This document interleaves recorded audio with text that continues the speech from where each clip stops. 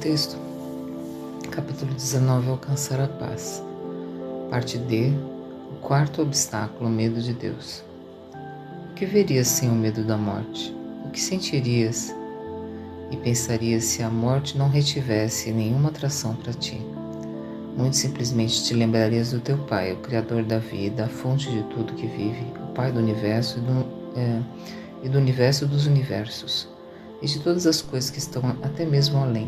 De tudo isso tu te lembrarias, e à medida que essa memória surge em tua mente, a paz tem ainda que superar um obstáculo final, após o qual se completa a salvação e o Filho de Deus é restaurado inteiramente à sanidade, pois aqui o teu mundo de fato acaba.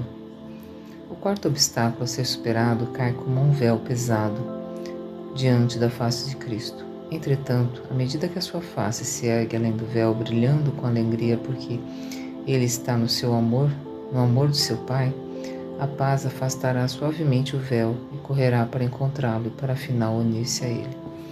Pois esse véu escuro que parece tomar a face do próprio Cristo, semelhante a de um leproso, e fazer os raios brilhantes do amor do seu Pai, que iluminam com glória sua face, aparentarem ser rios de sangue, desaparece na luz intensa que está além dele quando o medo da morte se vai. Esse é o mais escuro dos véus, mantido pela crença na morte, protegido por sua atração.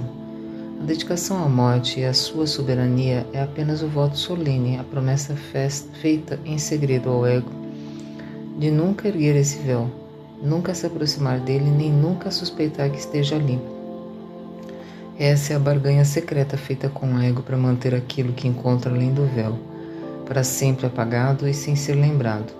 Aí está a tua promessa de nunca permitir que a união te chame para fora da separação. A grande amnésia na qual a memória de Deus parece absolutamente esquecida, a fenda entre o teu ser e tu, o medo de Deus, o passo final na tua dissociação. Vê como a crença na morte aparentemente iria salvar-te, pois se isso desaparecesse, de que outra coisa poderias ter medo senão da vida? É a atração da morte que faz a vida parecer feia, cruel e tirânica. Não sentes mais medo da morte do que do ego. Esses são os teus amigos escolhidos, pois em tua aliança secreta com eles concordaste em nunca deixar que o medo de Deus fosse descoberto de forma que pudesses contemplar a face de Cristo e unir-te a Ele em seu Pai. Todo obstáculo através do qual a paz tem que fluir é superado. Exatamente do mesmo modo, o medo que provocou sede ao amor, que está além, e assim o medo desaparece. O mesmo se dá com esse. O desejo de ficar livre da paz e expulsar o Espírito Santo de ti se apaga na presença do quieto reconhecimento de que tu o amas. A exaltação do corpo é abandonada em favor do Espírito, que amas como jamais poderias amar o corpo. E o apelo da morte é perdido para sempre à medida que a atração do amor desperta a chama por ti. De um ponto além de cada um dos obstáculos ao amor, o próprio amor te chamou, e cada um deles foi superado pelo poder de atração daquilo que está além. O fato de que quereres o medo parecia estar mantendo-os em seus lugares. No entanto, quando ouviste a voz do amor além deles, tu respondeste a eles e eles desapareceram. E agora estás aterrorizado diante daquilo que juntaste nunca olhar. Baixais os olhos, lembrando a tua promessa aos teus amigos, a beleza do pecado, o delicado apelo da culpa, a santa imagem de cera da morte e o medo da vingança do ego que juraste com sangue não desertar. Tudo isso vem à tona e ordena que não te engane, que não ergas os teus olhos, pois reconheces que se olhares para isso e permitires que o véu seja erguido, eles desaparecerão para sempre. Todos os teus amigos, entre aspas, e os teus protetores, entre aspas, e o teu lar, entre aspas, se desvanecerão. Nada do que lembras agora tu te lembrarás. Parece-te que o mundo te abandonará completamente se apenas ergueres os olhos. No entanto, tudo o que vai acontecer é que deixarás o mundo para sempre. Esse é o restabelecimento da tua vontade. Olha para isso de olhos abertos e nunca mais acreditarás que estás à mercê de coisa além de ti. de forças que não podes controlar e de pensamentos que vêm a ti contra a tua vontade. É a tua vontade olhar para isso.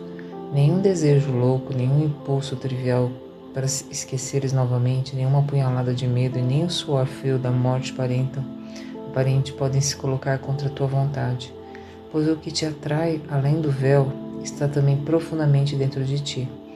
É inseparável da tua vontade e completamente uno. Fim da leitura do texto de hoje. Livro de Exercícios, lição 167. Só existe uma vida, eu a compartilho com Deus. Não existem tipos diferentes de vida, pois a vida é como a verdade, não tem graduação. É a única condição na qual tudo que Deus criou compartilha. Como todos os seus pensamentos, a vida não tem oposto. A morte não existe porque o que Deus criou compartilha da sua vida. A morte não existe porque não existe um oposto para Deus. A morte não existe porque o Pai e o Filho são um. Nesse mundo parece haver um estado em que é o oposto da vida. Tu o chamas de morte. Mas aprendemos que a ideia da morte toma muitas formas. É a única ideia subjacente a todos os sentimentos que não são supremamente felizes. É o alarme ao qual responde quando não reages com perfeita alegria. Todo pesar, toda perda, ansiedade, sofrimento e dor, até mesmo um pequeno suspiro de cansaço, um leve desconforto ou o menor olhar de reprovação está admitindo a morte. E assim reagem ou negam que tu vives.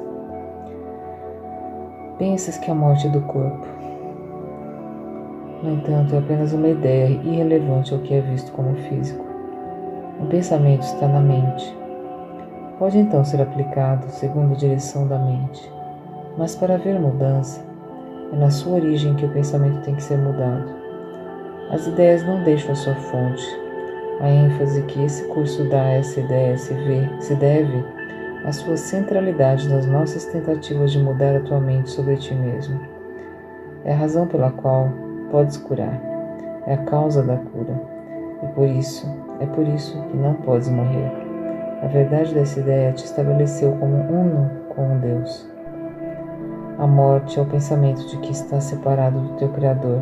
É a crença segundo a qual as condições mudam, as emoções se alternam devido a causas que não podes controlar, que não fizeste e nunca podes mudar. É a crença fixa segundo a qual as ideias podem deixar a sua fonte e adquirir qualidades que a fonte não contém, tornando-se diferentes de sua própria origem, a parte dela em espécie, assim como em distância, tempo e forma. A morte não pode vir da vida. As ideias permanecem unidas à sua fonte. Podem estender tudo o que a sua fonte contém. Nisso podem ir muito além de si mesmas, mas não podem dar origem ao que nunca lhes foi dado. Assim como foram feitas, será o que vierem a fazer. Assim como nasceram, farão nascer. E de onde vieram, para lá retornarão. A mente pode pensar que dorme, mas isso é tudo. Não pode mudar o que é o seu estado, o que é o estado desperto. Não pode fazer um corpo, nem habitar no interior de um corpo. Aquilo que é alheio à mente não existe, porque não tem fonte, pois a mente cria todas as coisas que são e não pode lhes dar atributos que lhe faltem e nem modificar o seu próprio estado mentalmente ciente e eterno. Não pode fazer o físico. O que parece morrer é apenas o sinal da mente adormecida. O oposto da vida só pode ser uma outra forma de vida, como tal, pode ser reconciliada com a que criou, porque na verdade não há um oposto. A sua forma pode mudar, pode parecer ser o que não é, mas a mente é mente, desperta ou adormecida, não é o seu oposto em nada que tenha sido criado e tampouco naquilo que ela parece fazer quando acredita estar dormindo. Deus só cria a mente desperta. Ele não dorme e suas criações não podem compartilhar o que ele não lhes dá, nem dar lugar a condições que ele não compartilha com elas. O pensamento da morte não é o oposto dos pensamentos da vida. para serem sem qualquer tipo de oposição. Os pensamentos de Deus permanecem eternamente imutáveis, com o poder de estenderem-se por toda a eternidade imutavelmente, porém ainda dentro de si mesmos, pois estão em toda parte. Relembro, o pensamento da morte não é o oposto dos pensamentos da vida. Para sempre, sem qualquer tipo de oposição, os pensamentos de Deus permanecem eternamente imutáveis, com o poder de estenderem-se por toda a eternidade imutavelmente, porém ainda dentro de si mesmos, pois estão em toda parte. O que parece ser o oposto da vida está apenas dormindo. Quando a mente opta por ser o que não é, e por assumir um poder alheio que não tem, um estado estranho no qual não pode entrar, ou uma condição falsa que não esteja dentro de sua fonte, ela apenas parece ir dormir um pouco. Sonha com o tempo, um intervalo em que o que parece acontecer nunca ocorreu, em que as mudanças forjadas são sem substância e que em todos os eventos não estão em parte alguma. Quando a mente desperta, apenas continua tal como sempre foi. Hoje, sejamos as crianças da verdade, não neguemos a nossa santa herança. A nossa vida não é como imaginamos. Quem pode mudar a vida por fechar os olhos ou fazer de si mesmo o que não é, porque está dormindo, vendo em sonhos o oposto do que é? Hoje, não pediremos a morte sob nenhuma forma. Tampouco deixaremos que opostos imaginários da vida habitem um só instante, onde o próprio Deus estabeleceu o pensamento da vida eterna.